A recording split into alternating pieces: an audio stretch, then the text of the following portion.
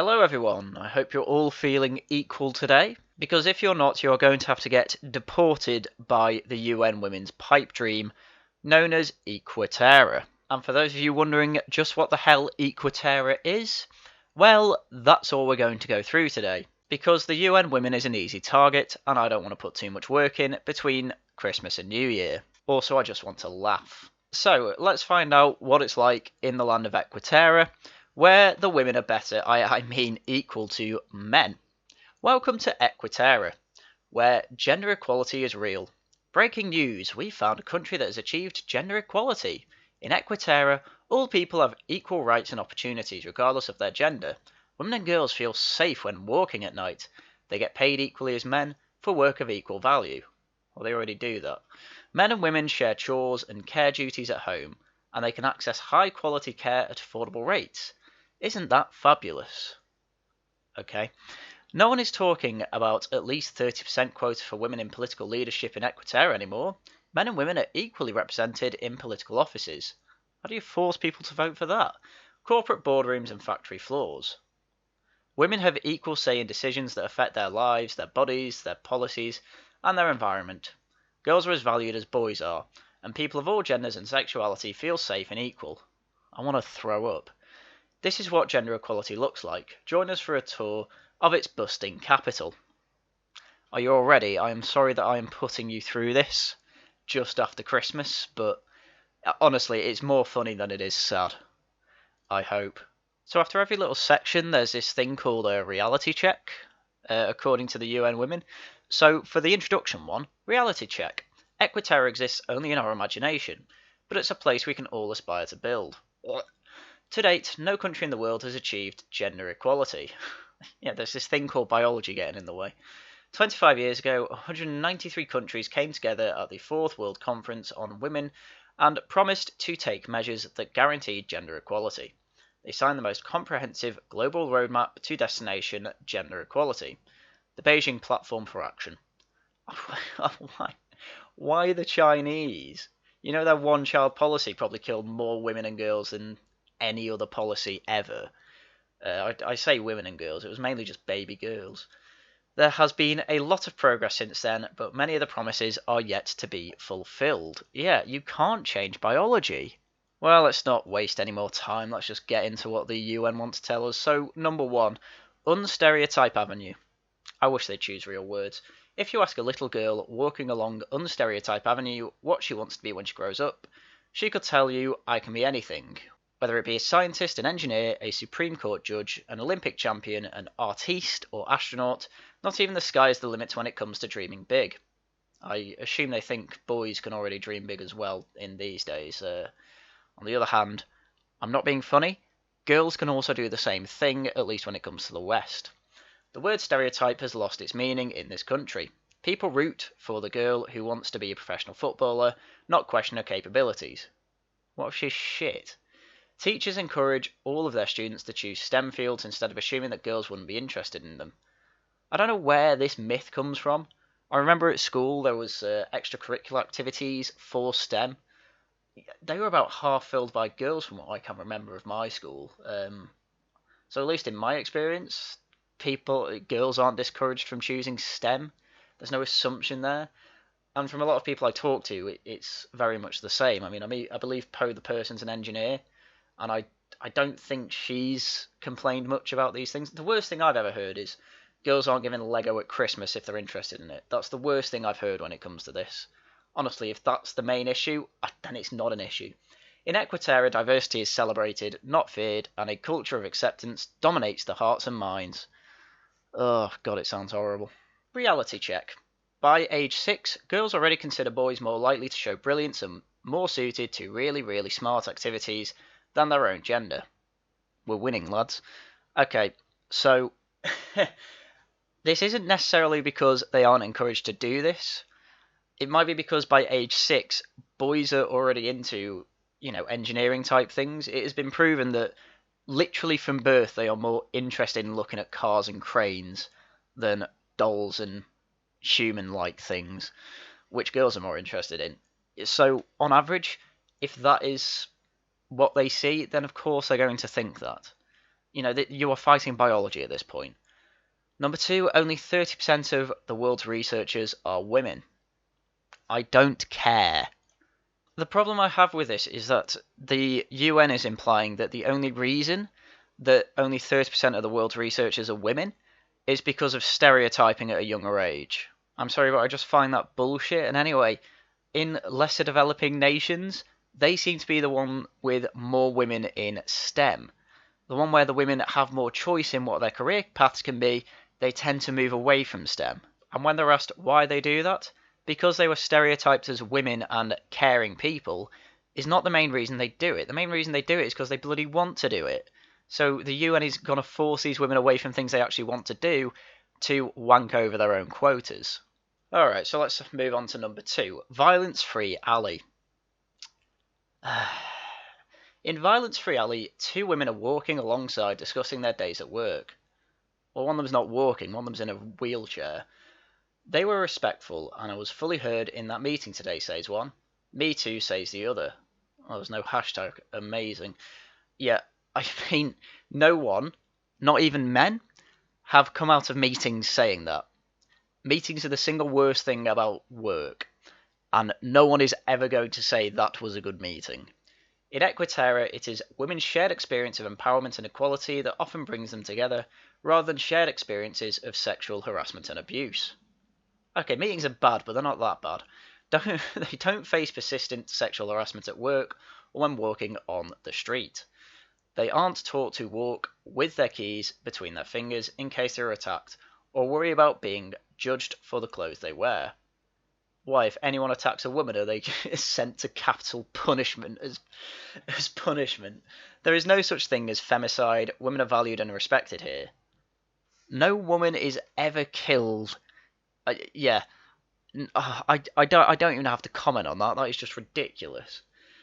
Domestic violence is a rare occurrence because there are strong laws against it and service to support victims. Yeah, we already have that, idiot. Since gender equality is the norm, the power dynamics between intimate partners are not oppressive or toxic. I don't know where to start with this. This is just really surreal. I can't imagine anyone realistically trying to say, I want there to be I want there to be no deaths of women. But I can see that it's not going to be a realistic option. I don't want any deaths in my world. It's never going to happen. People die of old age. Alright, so I'll take it a step back. I want no one to be murdered. That's still ridiculous because there's no way we can know when someone's going to murder someone else. A lot of murders happen for a lot of different reasons. A lot of people sexually harass for a lot of different reasons. And we can't always know who those people are going to be. We can't preemptively stop every crime. This is a ridiculous standard, UN. Please get more realistic. I also like how they put in violence-free alley. The fact that people felt like they were respected in meetings. As if violence and sexual harassment happen in meetings. These people don't live in the real world. Reality check. Globally, 17.8% of women have experiences physical or sexual violence. Experienced, I think the words they're after, at the hands of an intimate partner in the last 12 months. In most countries with available data, less than 40% of the women who experience violence seek help. Well, again, a lot of reasons this happens. So, for a start, just under 20%, well, not even just under 20% of women have experienced physical or sexual violence yet. Bad. I agree. I would like that to stop completely.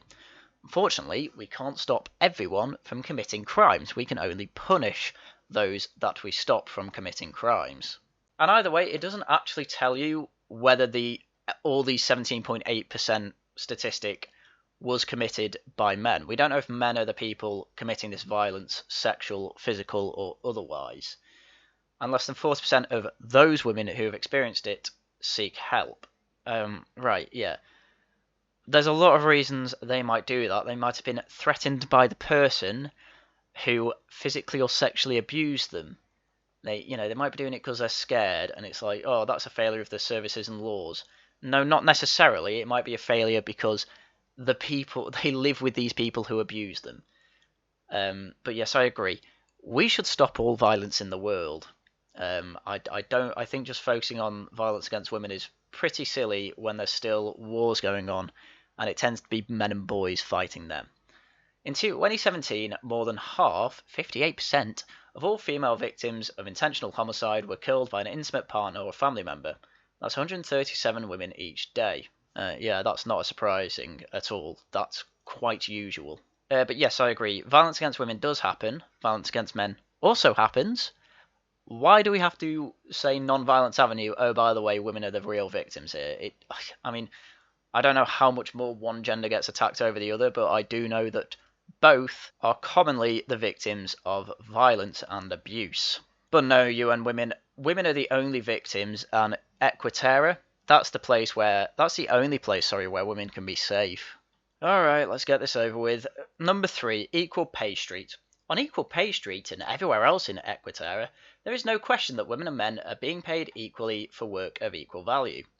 So, it's the real world then. There are no systematic barriers that hold women back, and since they are encouraged to pursue careers across all sectors, there is no women's work or men's work. Right, okay. Are you going to say the same thing for sewer cleaners, brickies, builders, plumbers, anything like that? Is that not men's work still? Or is it only the higher end work that you care about? CEOs and things like that. Men get both the, if you can even call it that, good work in the CEO's office where they work 80 hours a week, or they get the shite work cleaning out sewers. I mean, honestly, I take the middle ground with women there. Women stay in the pipeline and become leaders across industries. They do that already. With care work and household responsibilities shared equally, women don't have to worry about their family choices interfering with the way they are perceived at work and limiting their ability to progress. There's unified parental leave across all sectors. Fathers take parental leave as mothers do and enjoy caring for their child. Employers allow flexible arrangements for those who have care responsibilities. Yeah. The way maternity leave works, I wouldn't mind it if the policy was, okay, you share this amount of days between both and you can choose how you share it. So the dad can take all of it, the mother can take all of it. Things like that. I don't mind if it's the choice, but from this Equal Pay Street one, it sounds like they are going to force both men and women to take equal maternity and paternity leave, and I think that's silly. Also in Equitera, minimum wages are set to provide decent income, and there is a quality and affordable care available for those who need it. As a result, men and women can equally contribute towards a thriving economy, and children are happy and healthy.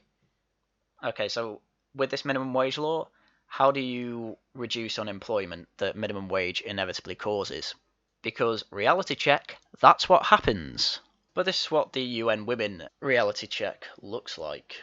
Globally, women continue to be paid 16 to 22% less than men.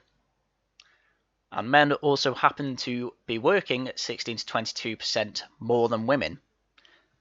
Can't think why there would be this aggregate gap. Fucking idiots. Women on average do 3 times as much unpaid care and domestic work as men, with long-term consequences for the economic security. Soon as I'm paid for cleaning my goddamn room, they can get paid for looking after their own fucking houses. I'm not having this shit again. Domestic work and unpaid care? Looking after your own kid does not mean you earn money for it. It is a fucking 18-year-long investment. Stop expecting money for looking after your own goddamn offspring, you lazy cunts. Honestly. Oh, surely it can't get that much worse. Number 4, toxic masculinity recycling plant. Oh my god. Just like in every civilization, citizens of Equitera are affected by the human history, including patriarchal ideas of gender roles, and what it means to be a boy or a girl, a woman or a man, a transgender person, or a gender non-conforming person. Oh my god.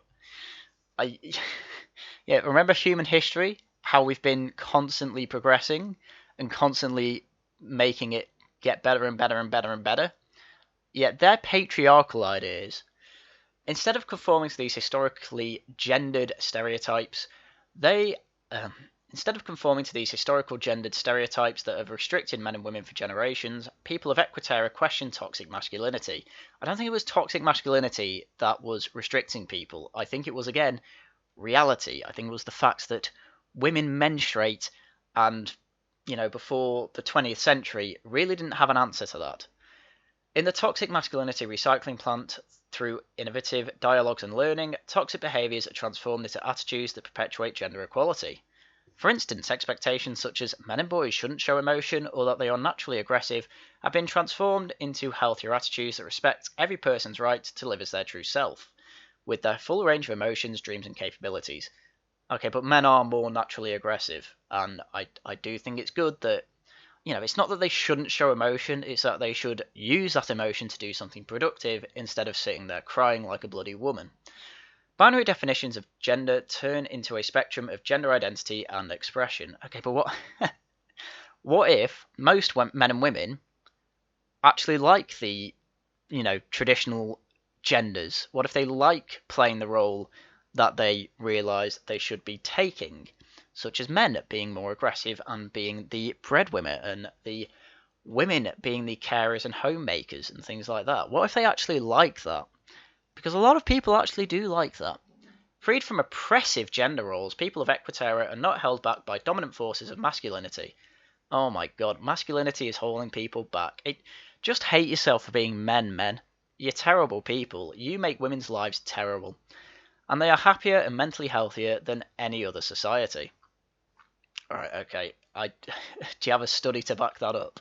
If there was ever a pure example of postmodern neo-Marxism in feminism, it would absolutely be this article. I have never seen such a Rousseauian thing. They are literally saying if you let women do what they naturally feel they want to do, which actually isn't, by the way, what they may necessarily naturally feel like they want to do. It might be more what the UN women are telling them what they want to do. Then we will have a perfect society, and it is actually civilization that's causing the issues here. We are making women feel more natural and at home, according to the UN women. Of course, they have no reason to think this outside of their own ideology, which is why most of what they want sounds like such cancer. It's because people who aren't Rousseauian in nature and don't agree that it is men oppressing women and instead it's nature oppressing women, they hate the idea of all of this, because literally all of this is blaming men and masculinity for everything and saying the world would be much better if it was literally just purely women. And as I say, they're going to need a study to back that up. So let's move on to the reality check. Demographic and health surveys for 42 countries between 2007 and 2017 showed that 8% of women and 13.2% of men believe a husband is justified in beating his wife if she argues with him. Based and red-pilled. But no, I disagree with that. What were these 42 countries and how many of them were Western? And I am amazed that 8% of women actually agree that the husband is justified in beating his wife. It's almost like an entire world where women are in charge wouldn't actually necessarily get the results you want, UN women. Nearly 800,000 people die by suicide in the world each year, which is roughly one death every 40 seconds. Suicide among men is 4 times higher than among women. And I literally cannot believe that they are literally blaming masculinity for that. So the UN women is going, right, we admit that men kill themselves more than women, which, by the way, shows that men want to opt out of the world more than women, almost as if it's more beneficial for women, right? So, one, they've already skipped that, but 2, they are literally blaming men's nature for this, which I don't think is a good idea. Because ultimately, if you blame men's nature for their suicide, you are basically admitting that there was nothing you could do about that suicide, and that is something that I simply don't accept. But of course, the UN's women don't give a shit about this, and they don't actually give a shit about men. I literally feel they have just put that in to say, oh, see, we do care a bit about men. Whereas if they did that, they wouldn't shit all over masculinity. But that's what they've done. Moving on to number 5, Inclusion Square. 2 men stand together watching their son play on the jungle gym. So they're a gay couple. He's made friends with a child in a wheelchair and another little girl. I swear, there's been like 6 people in wheelchairs so far. Why do the UN women want to break so many people's legs? They're playing pretend. They're all knights guarding their castle against imaginary enemies. Yeah, I remember Game of Thrones. Bran the Broken was absolutely useless until he got magic powers. Inclusion Square is where families and friends meet to relax and spend time outside. Anyone and everyone can enjoy the space. It's accessible for those living with disability. People don't feel judged or discriminated against on the basis of their sexual orientation, race, religion, or socio-economic standing. Here everyone feels welcome and included. Here everyone is safe and able to enjoy themselves. Yeah, again, just sounds like the real world. At least with this one, they're not implying any particular oppressor, but given it's the UN Women, they are also just going to blame men. So, reality check. Some 68 countries have laws that explicitly criminalise by law consensual sexual relations between partners of the same sex, and in 11 of these, such relations are punishable by death. Yes, what do these countries have in common? Do they have a particular state religion? Number 2, less than 5% of children and young persons with disabilities have access to education and training. Less than 5% of children and young persons with disabilities can actually access education and training. I'm sorry, I have a lot of disabled family and friends. Every single one of them has access to education and training. What is this less than 5% nonsense? Where do they mean? Do they mean a particular country? Do they mean worldwide? If they mean worldwide, that could be the case. Mainly because in lesser developed countries, they're more than likely to die. And girls and young women faced with disability face additional barriers to participating in social life and development. No particular statistic there, they could have pulled that out their arse, but yes, disabled people, I agree, do have a disadvantage. Because it's nature, unfortunately. Disabled people, depending on their issue, literally can't walk, some of them literally can't speak, some of them literally can't see. And already, at least in Western countries, we do our best to take that into account. You know, a lot of public buildings have ramp access. A lot of, crosswalks or zebra crossings, whatever. They have special tiles so people who are blind can know where they are and where they need to cross the road. Walk signals have audible signals when it is safe to walk. A lot of news shows in the UK have the option to have subtitles or a sign language interpreter for these deaf people. We actually really do go out our way to help people with disabilities. So again, when they just say, 5% of disabled people can't get access to education and things like that, I just need more specifics. Because I can tell you now, that is not the case in the UK. Moving on to number 6, Climate Action Street. Oh my god. In Equitera, there are no deniers of climate change. Already, I hate everything about this section. Everyone does their part to protect the Earth and takes action to stop rising temperatures and the destruction of resources. Along Climate Action Street, you'll see recycling and compost bins. Yeah, we see that everywhere anyway. There is sustainable and safe public transport that reduces the need for everyone to own and use cars. Again, we already have that throughout England and the UK. Sustainable recycled fashion is the rage here. Limiting waste. And you see women leading the charge. Oh, sorry, I thought this was about gender equality. Oh, in equal footing with men. Right, okay. Women leaders in business and government have been key actors in making the policies that are protecting the environment. With the inclusion of women's experiences, talent and perspectives, Equitera has found new ways of sustainably reducing the country's carbon footprint and food waste. What is the difference between men and women's experience with the climate? What the hell is the difference? They just say women's experiences. Doesn't mean anything. Talent and perspectives. Look, I'm sorry. Either women are the same as men and they're equal to men, or they're different. You can't say, oh, look at all these differences between men and women. Oh, by the way, they're exactly equal in this world. It's a complete contradiction. A difference implies that there is a difference in ability. All right? And yeah, maybe women are better in some ways than men, naturally. Or maybe we need to look at everyone as individuals, like I've wanted to do since I started this bloody channel. Jesus Christ, this is cancer. Go on then, what's the reality check for this one? Reality check. Environmental degradation disproportionately affects low-income countries and the most marginalised women who have contributed the least to the crisis. Well, that's for 2 reasons, really. One, yes, rising temperatures will probably affect countries at the equator slightly more. Yes, this does tend to have more less economically developed countries, but there's also another reason. Because these countries are less economically well developed, they can't afford the protections that are needed with the climate crisis, assuming there is a climate crisis, which, by the way, I think the way that the UN are putting it forward, I don't think it's as bad as that. And I don't think we're going to see more deaths by natural disasters because of this, and I do think we are going to overcome the problems that it causes. And you know what? I'm going to say it. I don't mind international development for direct consequence to this. Let's say more droughts. I don't mind sending my own money to these places to help them overcome droughts like that. I don't mind that at all. Because, believe it or not, I'm actually quite a charitable person. It's just governments getting in the way of all this is not a good way to do it. Because I'm for the cut that the Tories did to the foreign aid budget. Because most of that ends up going to militias, to India, who have a space program, and to China, who, let's face it, could do with less of our money. The destruction of women's livelihoods, which depend heavily on the natural environment, contributions to rising food insecurities and morbidity, and increases the burden of unpaid care and domestic work. Oh my god. They're really pushing this unpaid care and domestic work, aren't they? I'm sorry, if I'm not getting paid for cleaning my room, women shouldn't be paid for looking after a kid. That's just the way it works. Globally, 7% of employed women are working in agriculture, forestry and fisheries, but only 13.8% of landholders are women. Okay. I don't understand what the point of that. What are they trying to say there?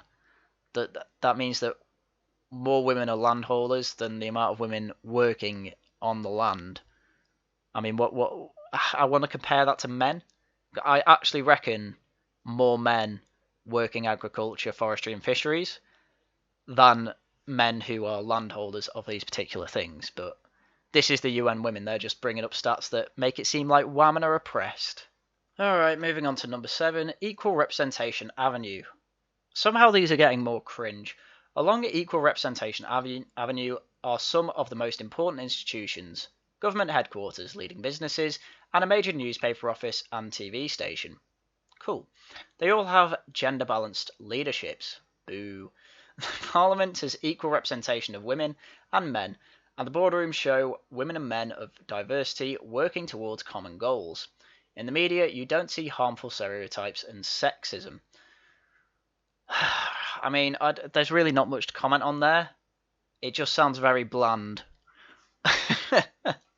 Go on then, what's their reality check? Men still control more than 3/4 of seats in single or lower houses of parliament around the world. Yeah, okay. People vote for them though, so I don't understand the issue there.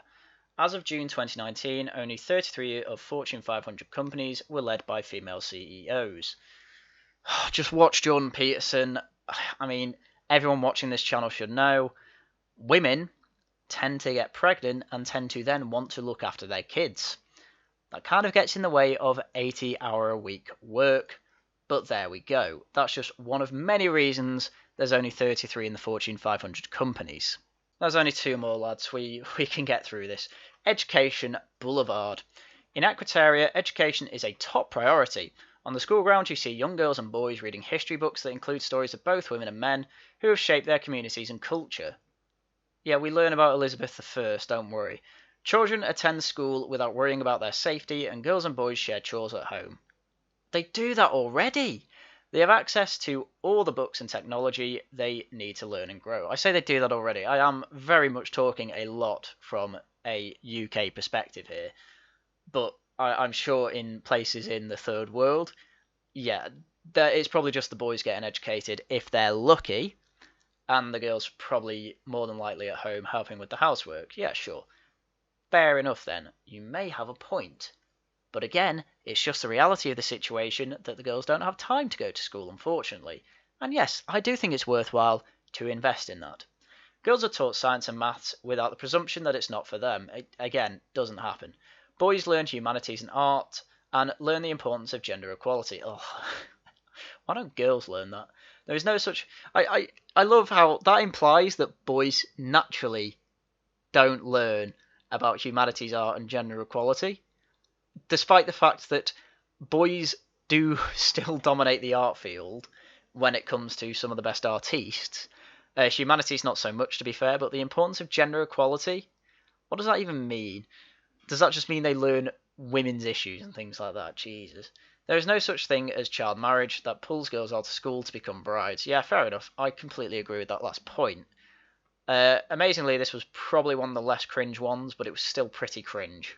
So, reality check. more girls are in school than ever before, yet an estimated 15 million girls and 10 million boys of primary school age are still out of school. Okay, at least they bring boys into that one. And yeah, I think giving them the opportunity for education is the way to go. I think in the West we go way too far and keep people who are just not built for academic achievement are just kept in school way longer than they should be. I know people that should have been in mechanic shops from the age of 11, and keeping them in school was actually probably detrimental to everyone else in school. That's just reality, I'm afraid. We don't have to teach them academic subjects only. Please give them a chance to learn about trade, because we don't appear to do that very well. 1 in every 5 girls are married before they reach the age of 18. 20% of the world, wow. By the way, I want to point out, age consent on average throughout the world is 16.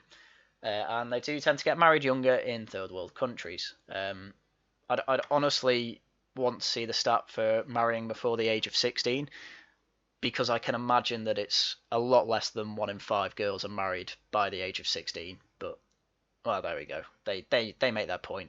I agree, child marriage is bad. That statistic does not accurately show what child marriage stats actually are. Alright lads, last one. Number 9, Freedom Avenue. This is not going to be freedom in the same way I define freedom, and we all know it. Freedom is one of guiding principles of life in Equitera. Freedom of expression and movement, freedom to choose your identity, and freedom to choose how many children you have and have control over your own body. Okay, freedom of expression.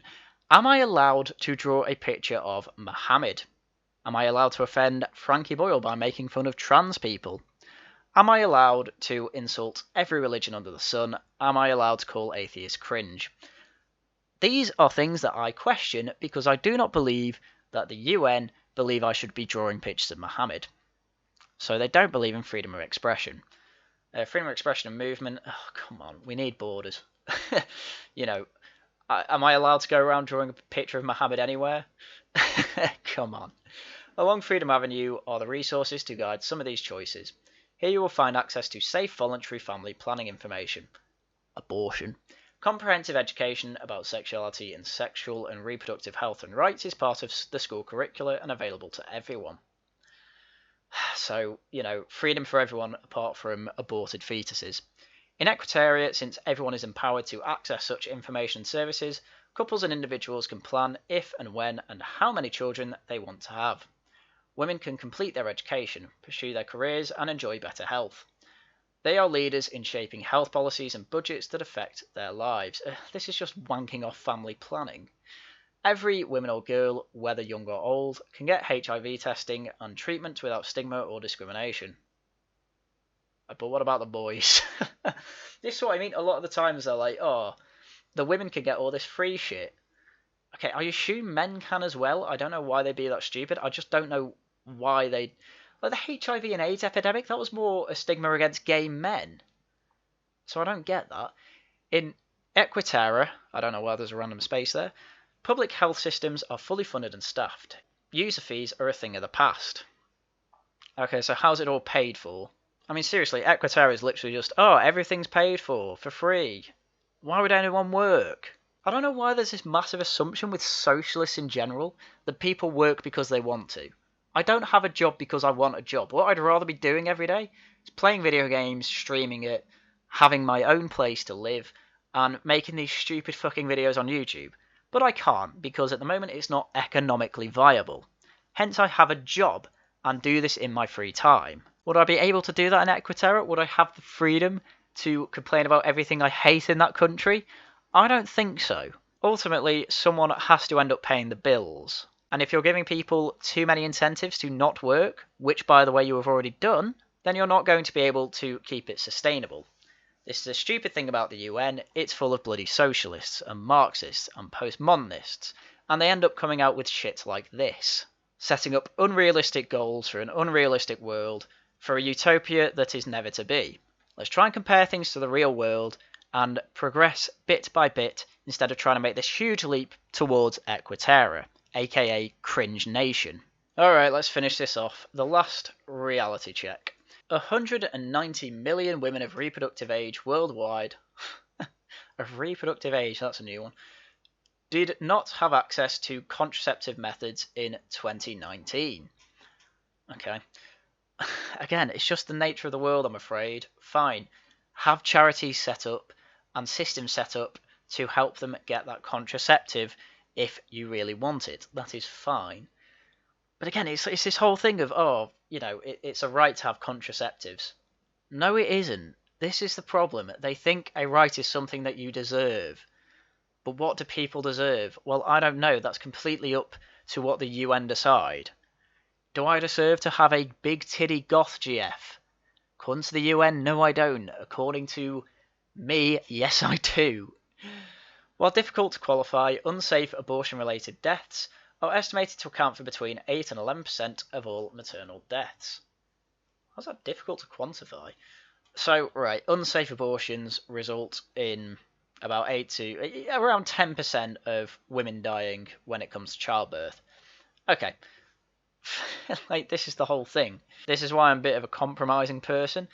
This is why I'm fine with contraceptive methods.